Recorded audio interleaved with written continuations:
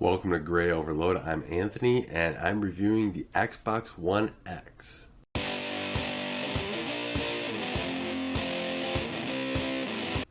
It has been about a month since Microsoft released the Xbox One X. I've had mine for almost that month too, as well as I pre-ordered the Project Scorpio edition. It came on November 7th, and I've been using it ever since, or trying to use it as much as possible with wife and kids. So it's been quite fun getting all the time trying to test it out. But the console overall I've been very impressed with it, to get that out of the way right off the bat. Very impressed with Microsoft has done to create this console and how much power it has. You know, it's got a 6 teraflop GPU. It's got an improved 8-core CPU over their last generation, or last step, I should say, of the Xbox One S. Very impressed overall. The controller, I'm a computer gamer for many years. I've only ever had the Wii as my only console. Now I have the Xbox One X, and so I've been computer gaming for a long time. I've used a controller a few times, and I like how easy it is to pick up this controller, just start playing, and how well the console just works, the controller just works. But it was very impressive to me, and I have now understand why people like console gaming, because it's just, you just sit there or you just go to it and everything just starts working. There's no reason to really install or configure much besides just going in and getting your game downloaded, and it's all just there and goes. You don't have to tune settings. It's all just works. Now you have choices in certain games of, do I want more frames per second, or do I want 4K? So you get quality or performance, one of the two, which is kind of cool. You have those, but still it's a lot less settings than what you got on the computer. So interesting, but I understand that aspect of it now as well. I did do an unboxing of this Project Scorpio edition. If you want, go check that out as well. But a quick overview of this console again is that you get I got it in the stand, of course, here, but you got the power button, USB, your controller sync, your eject button, and your IR. Both sides, like this side and this side where the stand is behind it, is our intakes to go out the back. And then you have your power, your HDMI out, I believe, and then your HDMI in, 2 USBs, IR out, optical audio, and Ethernet there. And then if you guys care, what's kind of interesting in the Project Scorpio edition is you have these little numbers, which are numbers from each year of the release of the Xbox division. So it's kind of very important Xbox launches, I should say. But small little console overall, has got some little weight to it, as you can expect. But it's going to be sitting there in probably your cabinet or whatever, and works pretty well overall. Been quite impressed with it.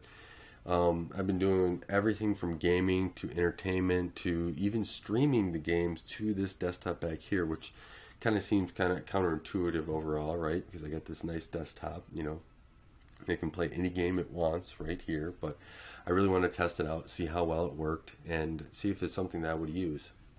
If there's games that I would just own on the Xbox One, I can see where that is very valuable, and I hope that kind of goes away in the future, where you can kind of just pick up where you left off no matter what device you're on.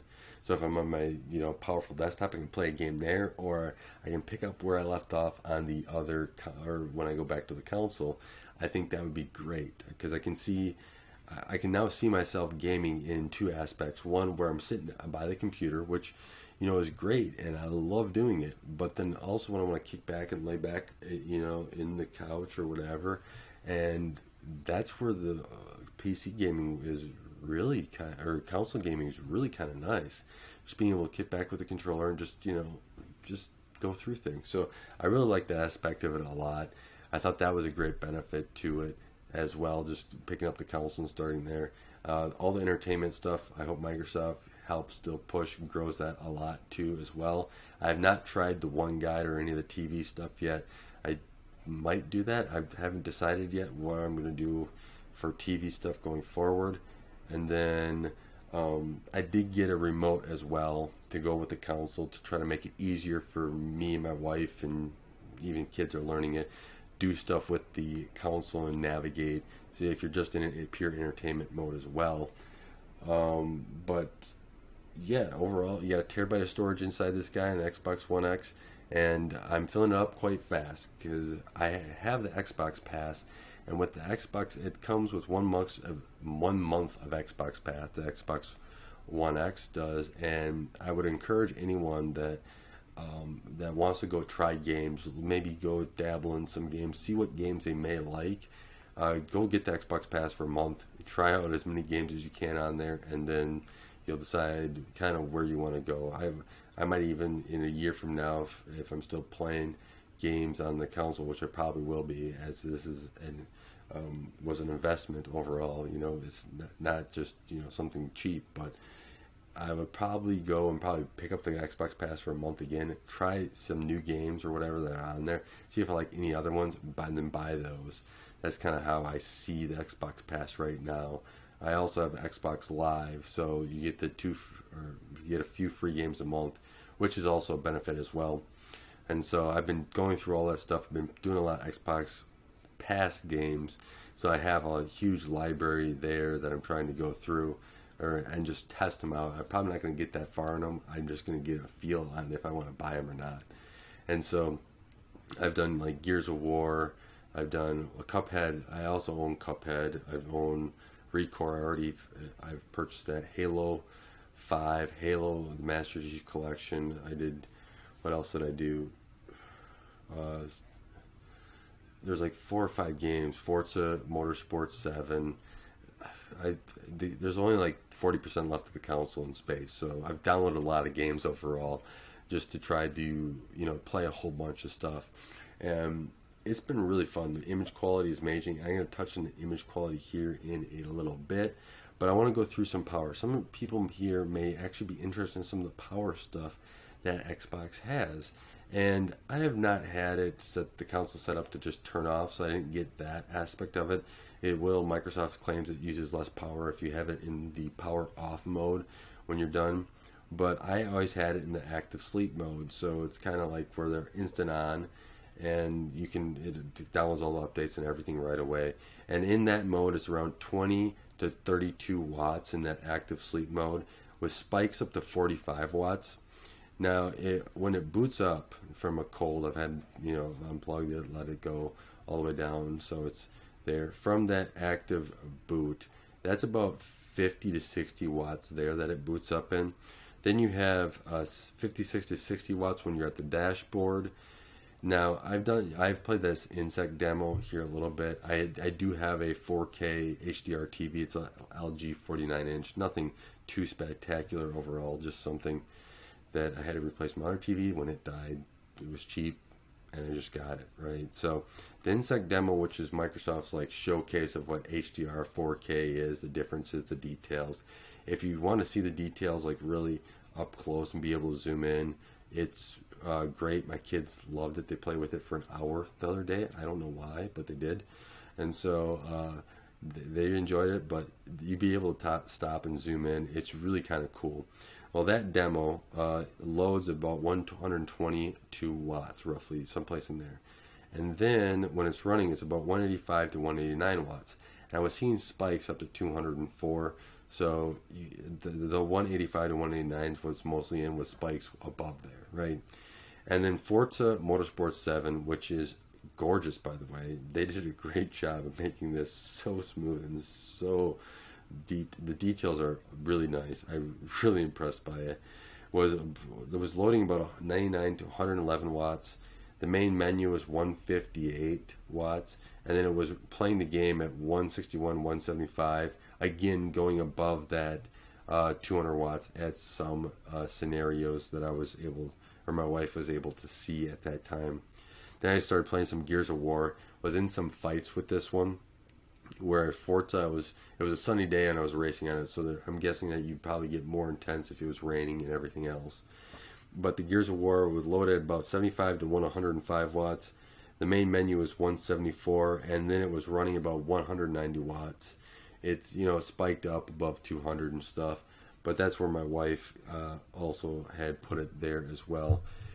Now, the image quality of these games, I wish I had a capture that I could show what they kind of look like, and even so, you're gonna need a 4K monitor and stuff with HDR to really even see it, because it was gorgeous. I almost relate it to a work of art. You're going through a museum and those pieces of artwork are, eye catching and capturing. It's same sort of thing. You're going through the game and just playing them. Is that, half the time I'm trying to play the game, and the other half I want to pause and just take a look at like all the detail and everything else that they've been able to do with the 6 teraflop GPU and everything else in this console. So I've been very impressed with that overall. It's been a lot of fun trying to play games and work really hard to try to get a review of what I feel this console is. And it's a way to bring I feel it's almost a way to bring developers and artists' vision of what games are supposed to be closer to where they would like them. As a developer myself, you're always trying to put everything in where everyone can use your stuff, get them to that point of where it's like, yes, I finally have gotten to that arrival point. And so I feel like this is a step in the right direction that Microsoft has created to make that so that those developers and artists have that ability, which I think is really cool. Yeah, I don't know what else there really is to say on the images. I'd say if you're thinking about getting an Xbox One X, get one, and then you can experience it as well. Now, there's one thing: get the Insect demo and make sure that everything's working on your TV, because 2 weeks of not having HDR, I finally go in the console. I'm like, why is there no HDR with this Insect demo? And then I go through the TV settings, and I happen to have to turn it on. So. Thank you, the Insect demo, for finally putting that out. But I was able to go in there and turn it on, and then, wow, it's even better. So I've played in both 4K non-HDR and 4K HDR, and there's a difference between those two even. So just going 4K, it's amazing at all the different levels that you can do and experiences basically with one console, and how it improves with each one. Very impressive. Now, entertainment-wise, I think that this is a great overall entertainment. It was a benefit. One reason why I purchased this as well was not just to have the Xbox One X and game on it, etc., but I also wanted it easier for my wife and kids and babysitter or whoever to be able to entertain and be able to get places rather than always going through a computer and a media center that wasn't really well set up overall. And this, I think, is actually doing that as a benefit. The kids are able to use it. They know how to navigate it too. My wife, she's still learning it, but she says that it's easy enough that she's able to learn it and go through it. So she's messing with it and having fun with it. She even put the Skype camera, the C920, plugged it directly into the Xbox, because I had not plugged it in yet. One, because the camera's slightly broken. Somebody dropped the clock on it, and more than once. Or the clock fell on it more than once, I should say, and then the camera hit against the wall, so it's blurry. But anyway, she just plugged the camera into the Xbox and was able to Skype with her parents, so that the kids can talk to the grandparents and stuff like that. But it was pretty seamless. So Microsoft, thank you for making that seamless and making my life easier. I didn't have to go through and test it or anything. That was a great experience overall, that she was just able to do that, plug it in, the mic worked, the camera worked, it all worked for her in Skype, and that was good. I was very pleased with that. That was a win for me, right? So it all just worked. Microsoft, bring that mic setting to the whole console so people can turn it on and off for what they want, not just Skype. But that would be nice to just have it all over the place. So that would be an added benefit, I think. But entertainment-wise, I think that overall it does a great job. I bought a remote for it as well, IR remote. I'm definitely going to do a review of that here soon. But I wanted to get something to make it even easier than trying to use a controller and navigate, which did seem to alleviate a little bit more of the navigation part as well, and I like that a lot. So I've been messing with a lot of apps and everything. I think it's all been a great experience. I think they all work well and stuff like that. I've been part of the Xbox Insider program as well, if that's something that you guys want to do, pour back to the Xbox community. But overall, to end this, if you're looking at a console and you're down to maybe one of the Xbox consoles, One S or One X, and you're just like, well, I want to go 4K. I know there's a price difference here, but is it worth it? Is it going to pay off? My experience now, I'm coming from a 4K monitor and gaming and a 4K system for a computer. So I'm like, I want that 4K experience when I'm at the TV too. If you're, I think you can see the difference. You know, I've been on 4K and 1080p, right? Both over here. I think you can see the difference once you go to 4K on the TV as well. But I think that was a very immersive experience. It's a great, fun gaming experience. And I've been impressed with what Microsoft did with this console overall. So with that, I want to thank you for watching. I know this was a long video, so I thank you a lot for watching this video as well. And thank you also for your support of this channel. And until next time, don't forget to like and subscribe. Thanks for watching Graya Overload. If you like this content, be sure to subscribe.